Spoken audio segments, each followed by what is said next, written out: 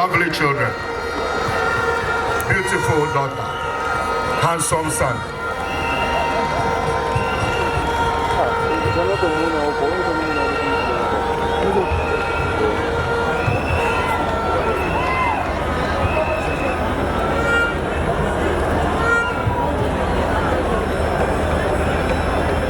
Your Excellency, I would like to stand on previous protocols because the night is far gone and get straight to it. I would first of all like to thank all of you gathered here and all the other regions and those at home who are keeping vigil with us, because I recognize and I accepted a long time ago that he wasn't just my father, and we've always shared him with everybody else. And so if we are here today, we are here mourning not just our father, but the father of many.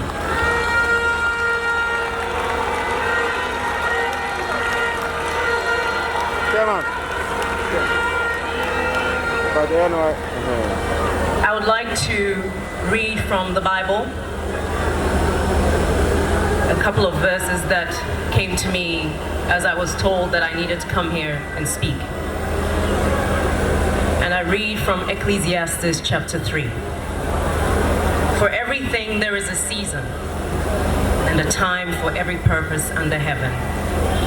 A time to be born and a time to die. A time to plant and a time to pluck that which is planted. A time to kill and a time to heal. A time to break down and a time to build up. A time to weep and a time to laugh. A time to mourn and a time to dance. A time to cast away stones and a time to gather stones together. A time to embrace and a time to refrain from embracing. A time to seek and a time to lose. A time to keep and a time to rend. And a time to sow. A time to keep silence and a time to speak. A time to love and a time to hate. A time for war and a time for peace. What profit hath he that worketh in that wherein he laboureth? I have seen the travail which God hath given to the sons of men to be exercised therewith. He hath made everything beautiful in his time. Also he hath set eternity in their heart. Yet so that man cannot find out the work that God hath done from the beginning even to the end. I know that there is nothing better for them than to rejoice and to do good as long as they live. Most of the previous speakers have spoken about the values and principles that my father lived by. Values without great works. It is the great works that make the difference between an ordinary man and a great man. So I want to ask another question as to how best, if we all know that President Rawlings was a great man, a great statesman, how best can we honor his memory? And my view is that the best way of honoring the memory of a great man is to continue doing what he would have done if he were to be alive. And that is why I think that this vigil is a very important contribution to his memory. We all know that every December 31st, the cadres and the NDC observe the beginning of the revolution by keeping vigil at these same grounds. So that is why the leadership of the party felt that the best way to start honoring our fallen hero is to begin with this vigil. President Rawlings, when he was alive, did not take pleasure in monuments being named after him. In fact, there were several occasions where he resisted the attempt to name monuments after him. His life also showed that he abhorred ostentatious living and ostentatious funerals and ceremonies. He kept reminding us that the best tribute we can keep to his memory is to hold dearly the principles of June 4th, based upon which the NDC was established. And so, my dear comrades, I believe strongly that the way to keep President Rawlings alive is to observe the principles of June 4th, to keep on practicing what he cherished most, and for my comrades in the Keda fraternity, for us to be reminding ourselves about the simple things he did to show that he cared for his fellow Ghanaian. President Rawlings showed in many ways that leadership is done by example. So even as he called for communal labor, he will not be sitting in his office. You will see him right there in the trenches, in the gutters of Nima, holding shovel and desilting gutters. Now, if you see the leader engaged in what he's admonishing the followers to do, who will not follow that leader? He also admonished us that in the past, it was sufficient to blame our offenses on directions from above and from our superiors. But June 4th taught us that it is wrong, and that every individual has a conscience, every individual has a duty to this nation. And so if you are given instructions which you consider to be injurious to the welfare of the state, you have the right to defy those instructions and to resist. And that was what came to be known as positive defiance. Ladies and gentlemen, I believe sincerely that what is missing in our democracy, which is creating problems of corruption, nepotism, and lack of transparency, is a lack of the spirit of positive defiance. We have all the institutions which are designed to check the abuse of power. Our problem is the attitude of the people who populate the institutions. If politicians order security men to turn the guns they have been armed with to protect the citizens into suppressing the citizens they are intended to protect, we expect that professional security men will say, no, sir. We have sworn to defend the citizens. So we are on the side of the citizens against the abuse of power. how many of our security men can do that? If public servants are impressed upon by politicians to create opportunities for the politicians to loot the state resources, with the spirit of positive defiance, we expect the chief directors and other public servants to say, no sir, we have sworn to protect this nation. But what is happening today, the nepotism we are seeing, the corruption we are seeing, which in several ways can be said to be worse than what prevailed before the June 4th.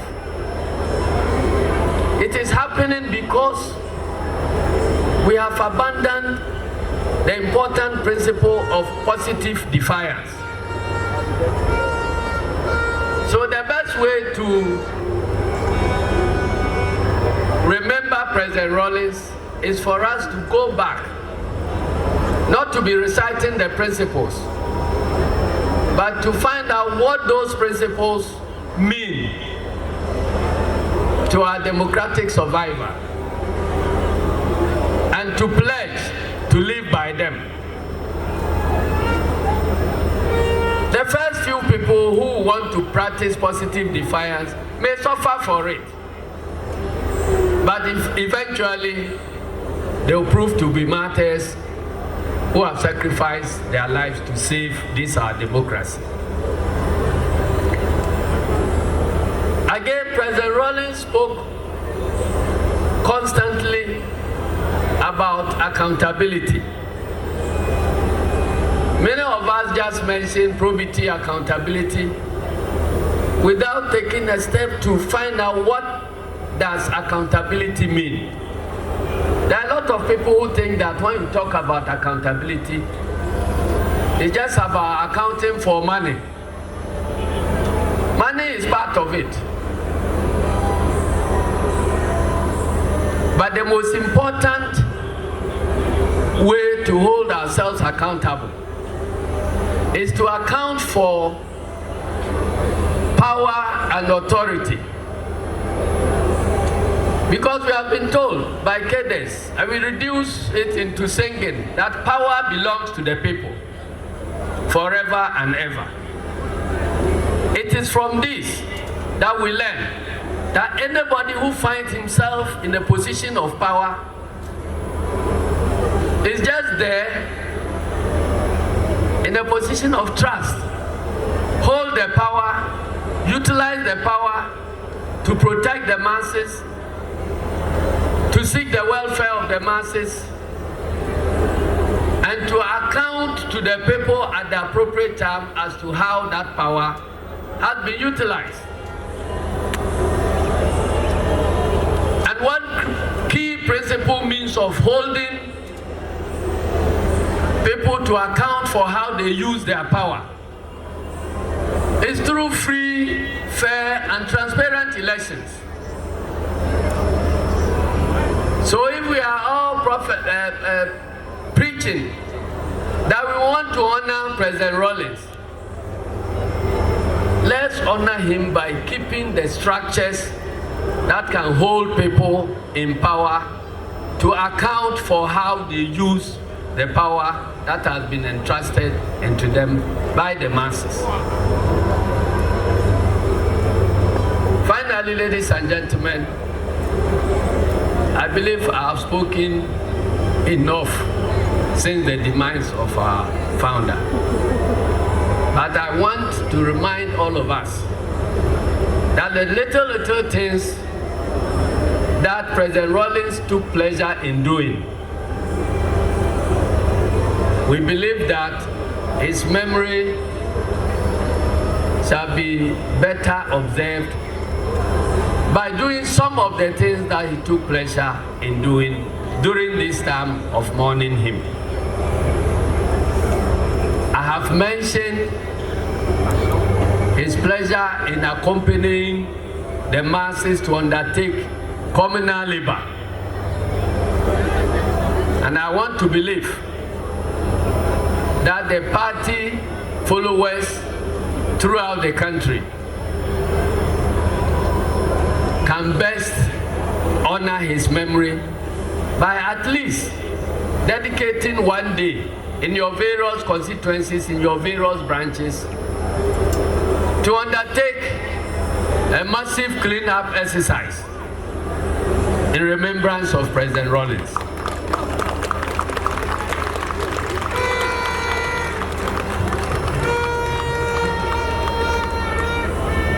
On the eve of every June 4th celebration, we undertook route marches. If you don't know route march, you can turn it into this modern day keep fit, health walks, and so on. I want to believe strongly that one of the best ways to honor the memory of President Rawlings is for the party rank and file in their various branches, constituencies, and regions to undertake these route marches on the days to be determined by them according to their traditional calendars. I believe that if this is done, President Rawlings will be smiling wherever he is. And finally, the principles are good, but they remain impotent without our power to implement them. So if you are in opposition, you may have the best of ideas, but you cannot implement them. You can only be reciting them.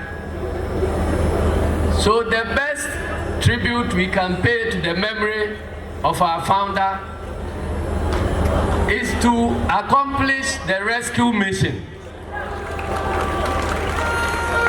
that will position us to implement the principles he lived and died for. He taught us that in every struggle, when comrades fall, we walk over their bodies to ensure that the mission is accomplished before we come to count the dead. So ladies and gentlemen, be fired up by the temporary demise of our founder to win these elections and rescue this nation, Ghana, which was dear to his heart, from the very ills he has fought against all his life.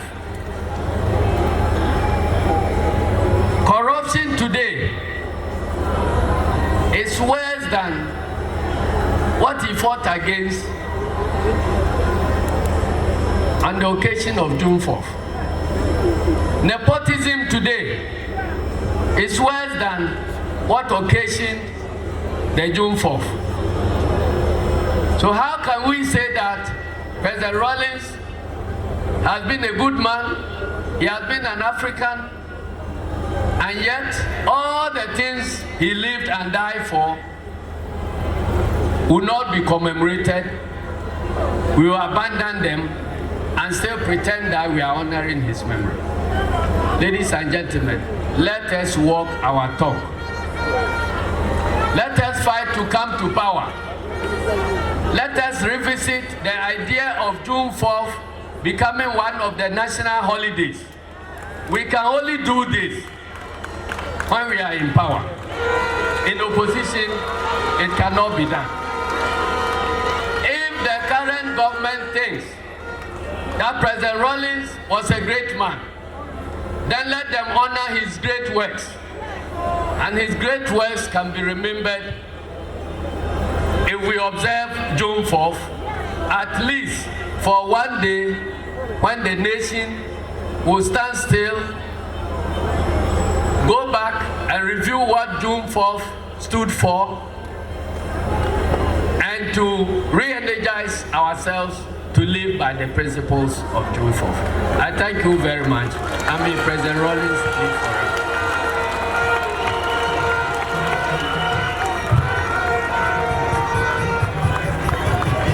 The General has spoken.